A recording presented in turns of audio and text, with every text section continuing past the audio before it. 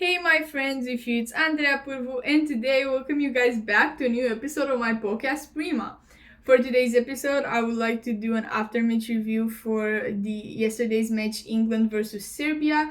But before diving into that match, I'd like to summarize the other two matches that took place yesterday, and those are Poland versus Netherlands and Slovenia versus Denmark. So Poland versus Netherlands ended up with the final score 2-1 for Netherlands. Buksa opened the score in minute 16 for Poland, but then Netherlands scored two other goals. The owners of these goals were Gokpa in minute 29th and Weghorst in minute 83rd. Then the other match was Slovenia-Denmark, which ended up as a draw with only one goal scored for both teams. The score was opened by Eriksen from Manchester United for Denmark in minute 17th, and then Slovenia scored in minute 77th, goal scored by Janza. Okay, so England and Serbia take part of Group C. The Group C is formed by Slovenia, Denmark, Serbia, and England. Honestly, I think, and not only me, but everybody thinks that I think this is already a fact that England is going to end up in the first place for this group. But though the other three teams, I think that between them is going to be a really tight competition. I think that all three of them have quite the same chances, though I would bet on Denmark to qualify. I think that they have a little bit more chances. But besides that, I think that the competition is pretty tight in this group, besides England, which kind of automatically qualifies for the next stage of this tournament. Anyways, let's talk now about the lineups. I have two things to say, two remarks about the English lineup. So first of all, Harry Maguire has not even joined the squad due to an injury. Honestly, that was so frustrating to see the fact that he injured, because I think that this is going to affect so much the England's defense. Without Harry Maguire as a defender, as a back, is going to be a bit hard, but it's going to work out for us, honestly. I think it's going to work out for us, though. Yes, Harry Maguire, I think, is going to be missed in this tournament. Then we have Rashford, who has not been asked to join this year's squad. I don't know, I know that he had a really mediocre season in Manchester United. Not necessarily really mediocre, because till January I think that he did a great job for the team, but I don't know, mid-February he started little by little drifting away and became worse and worse, and yes, this was definitely not his best season. And I kind of see why they did not want him to join the English squad, but after so many years with him here, it feels off to not see him in this squad. And I remember I was like literally in school, and I was just scrolling on my phone, and the moment when I saw that Rashford was not asked to come to join this squad, I don't know, it took me by surprise, even though it was kind of obvious, but still, every single year I've seen him here, and yeah, it was kind of weird to not see him this year. But anyways, in the English squad, there are so many misses. For example, Jack Grealish or Ben White, sorry. I don't know, I kind of understand why they weren't asked to join this team, but still, these are people that have been in this squad since forever, and it's so weird to not see them playing this year, but that's fine. Anyways, now let's dive into the match. So, in minute 5, in the 5th minute, England has their first chance.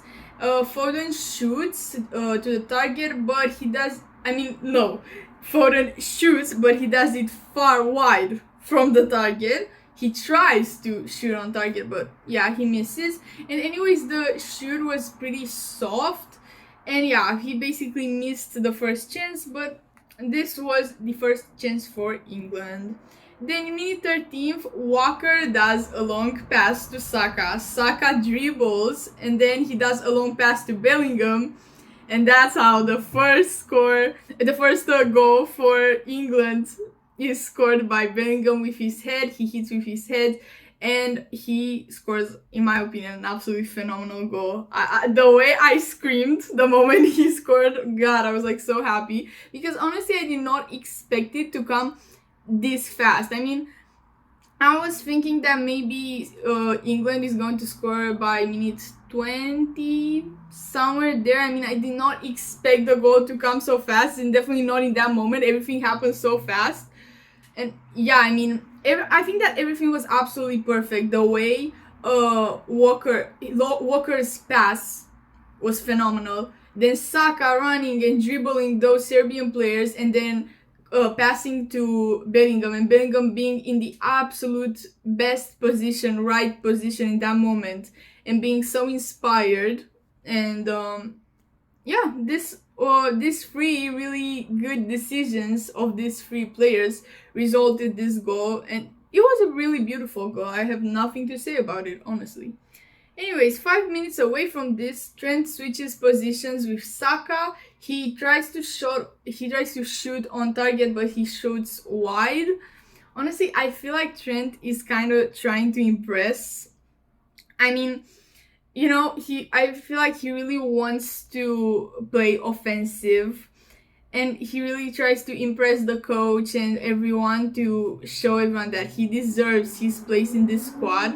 But he's not coming from a really good Liverpool season at Liverpool, you know.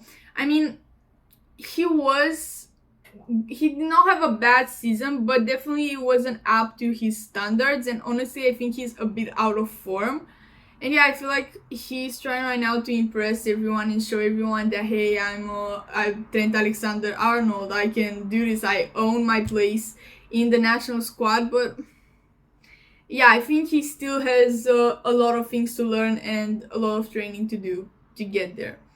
Anyways, in the minute 21st, Trent shoots a free kick, directs it to Rice, but Rice realizes it way too late. I mean, I think that Rice did not expect Trent to pass at him, basically. He didn't expect the ball to come at him, so he was took by surprise. Then he shot wide and really softly.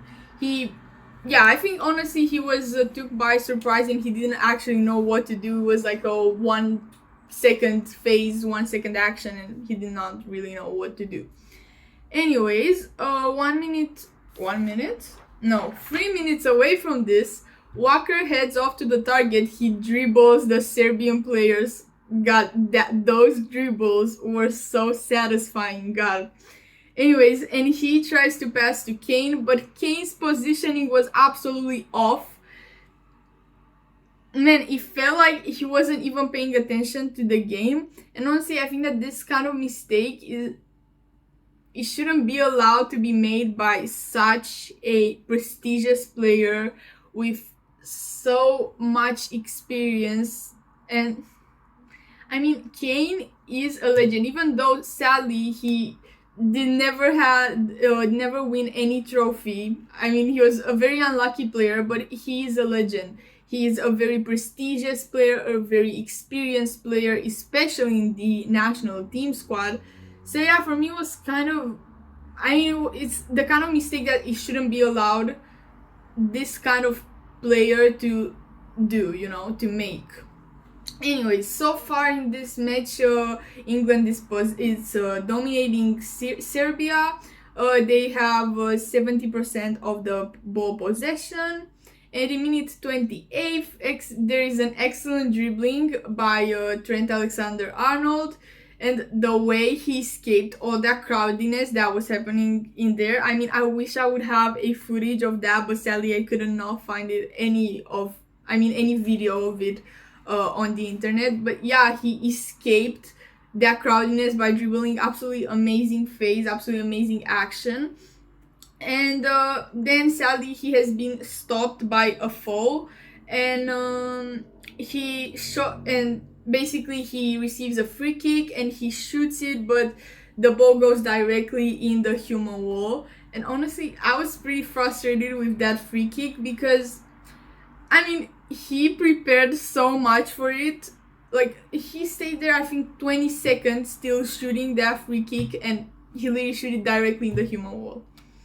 Yeah, a bit frustrating, but anyways, moving forward. In minute 35, Serbia gains a bit of ball possession.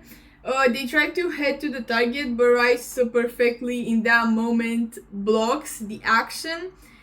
And yeah, honestly, so far Rice is saving them. Rice and Saka are saving them all of the time. They're closing all of the Serbian actions. Cool players, honestly, and they made a cool game so far.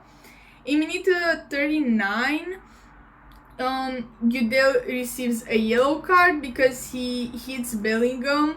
Though, anyways, I mean, Bellingham was kind of complaining in that moment about it because he was like, I lost ball possession because of him. I mean, that was the energy that he gave me off when he complained about this fall. But anyways, he already before lost ball possession, so yeah.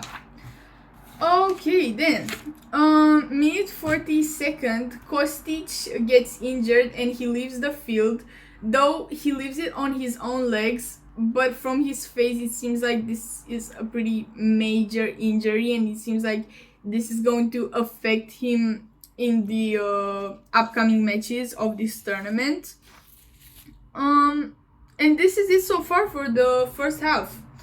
I'm going to wrap it real quick. So England dominated, of course, the Serbian squad. They mostly played in their the word wouldn't come to my mind. In the Serbian half, that's what I meant to say. So England mostly played in the Serbian half. I want to talk a bit about Saka. I think that Saka was absolutely the Serbians' nightmare. The way, I mean, he was all over. He was all over the field. He, as I said before, he was always saving every single situation, closing actions. Yeah, I cannot talk more about Saka and his performance this match, and especially in the first half. You can tell that he grown so much from the other Euro tournament till now. And yes, he's an amazing player, and he still has so much to show to everyone, and he still has many years in front of him. And yeah, I think he is going to be one of the best football players in the world, and he already is, but I think that he is about to show everybody even more than he already did. Anyways, now let's dive into the second half of this match. The English possession is 52%. We can tell that already England has got a bit tired. They they're not in the same form that they were before. They're kind of losing possession. Serbia starts gaining a bit of minutes with the ball, and yeah, start linking in a few passes. Yeah, then in minute 59, Mitrovic is hit by Trippier, and Serbia asked for a penalty. And honestly, even though I'm really biased in this game, I mean, as I said in the other match, my second favorite team for this tournament is England, and yes, I am biased in this match, but I think it was kind of a penalty for Serbia. I mean, Trippier literally cut Mitrovic's legs. And honestly, I really think that in that moment there should have been awarded a penalty kick, but luckily there was not awarded any of those. But yeah, my controversial opinion is that they deserve to receive a penalty kick. But anyways, 2 minutes away from that, Mitrovic leaves the field and Tadic enters it, and then Lukic leaves the field and I think it's Jovic, enters the field. 5 minutes away from this, Trent shoots an unsuccessful corner. But honestly, I mean, seeing in that moment on the field a player with a white jersey with the number 8 on his back, getting ready to shoot a corner, I think I've seen that before. You know, he reminds me of Kroos, honestly. I mean, in that moment, he reminded me of Kroos, and lately everything reminds me of Kroos. I'm going to miss him so much. God, I don't know why him to leave, but especially because I know he's still young and he still can play, but I totally understand his decision. As I said in the first after-match review, he respects himself. He wanted to leave when he was still able to play. He did not want that people to see his downfall, to retire when he's still at his peak, he's still at his prime. But yeah, I'm still sad and I still regret him a lot. Anyways, then in minute 68, there is the first change in the lineup for England. Trent leaves the field and Gallagher enters the field, and then 6 minutes away from that, we can see a change in the lineup for Serbia. Zikovic leaves the field and Birma Vecevic enters the field. Then 1 minute away, we see another change in the lineup for England. Saka leaves the field and Bowen enters the field. Then 1 minute away from this, Kane tries to direct the ball with the head in the net, but there is an exceptional, absolutely, in my opinion, absolutely exceptional save by Rajkovic, who basically he raised his arms late, but not too late. I think he was a bit lucky in this action, in this situation, but still, it was exceptional. The way he saved that, it was exceptional, because I was like, okay, this is going to be a goal, but no, somehow, with a bit of luck there, he saved and closed the action. Anyways, in minute 82nd, there's a first important Serbian action. Vlahovic, in a very difficult position, he somehow manages to shoot on target, but he doesn't score.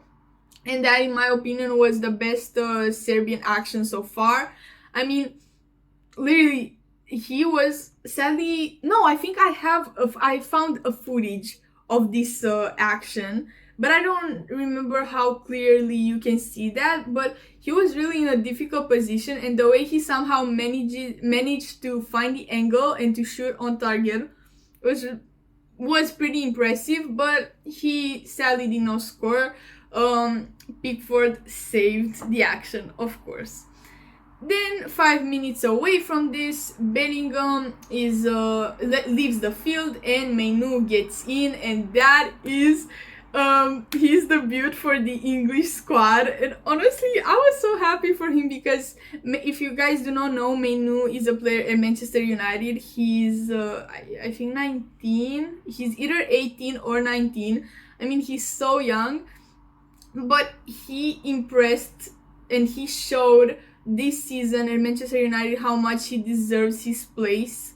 And I don't know, seeing him debuting on the national team, I was so proud. I was like a proud older sister, you know, just seeing him there. And yes, maybe he played only 10 minutes, but still he gained a few minutes. He gained a bit of more confidence. And yeah, honestly, we cannot say anything bad about him. He had an amazing season in Manchester United. He saved the players many times. In the FA Cup final, he scored the goal, I think the second goal. And yeah, he is a star at that team. And I think he deserves to be a star as well in this team. So yeah, then last phase, last action in the minute 90 plus 4. Lengovic causes an absolutely unnecessary, unjustified foul towards Harry Kane. Honestly, I mean, it was like last minute. Harry Kane was not even in a position where he was supposed to, or where he could even shoot on target or even do anything, and he just hit him like that, absolutely out of nowhere, unjustified, and yeah. But anyways, the final whistle is blown, and this was the match. To wrap it up, honestly, so what I did not like about England's style of playing was the fact that it was a bit slow in the way that they were waiting so much before actions, and they were wasting so much time, and it was so frustrating seeing them like that. And honestly, I don't know, I felt like they did not try to dominate. It was all quite frustrating. It was a quite frustrating match to watch for an English fan, and not English fan, for an England squad fan. Yeah, because like, you know, I know how much potential they have and how I mean, they can do so much more than what they did in this match. So yeah, it was quite frustrating, but somehow I kind of understand why they acted this way. I think that basically they were trying to lock in the win without getting too tired and losing form, you know? But still, like a 1-0 final score with a match with Serbia, I mean, it's quite disappointing. But anyways, I want to talk, the last thing that I'm going to say is I want to talk about the MVP. So the MVP has been awarded to Jude Bellingham. It was kind of obvious, though I would like to do a special mention to Declan Rice because I think he deserved as well the MVP award. Yes, he didn't score a goal, but he was, as I said multiple times before in this podcast, he was everywhere, all over the field. His passes were absolutely immaculate. His dribbles, he closed all of the Serbian I mean, not all of them, but most of the Serbian actions in a very elegant way. And he was always there when you needed him. He was there at the right time, with the right form, you know. So yeah, I think he as well deserves the Man of the Match award, but I do understand why they give it to Bellingham. Honestly, I think Bellingham plays way better at the national team than he does at Real Madrid. I mean, he's exceptional, he's phenomenal at Real Madrid, but I think he plays even better at the England squad, for the England squad. And yeah, I mean, he had a lot of actions, very cool dribbles, very complex dribbles, the goal which was phenomenal, and many cool actions. But I think that there should have been as well mentioned Declan Rice, who definitely saved in many moments the English squad. Okay guys, so this was it for today. This is another short episode, but I did not have anything more to say about this. I hope you liked this video. If you did, please give it a thumbs up. Comment down below any suggestion on how can I improve and stuff like that. Share it to your friends if you think this information might be useful for them. And subscribe to stay in tune with every single episode and every single upload that I do. Thank you. Bye.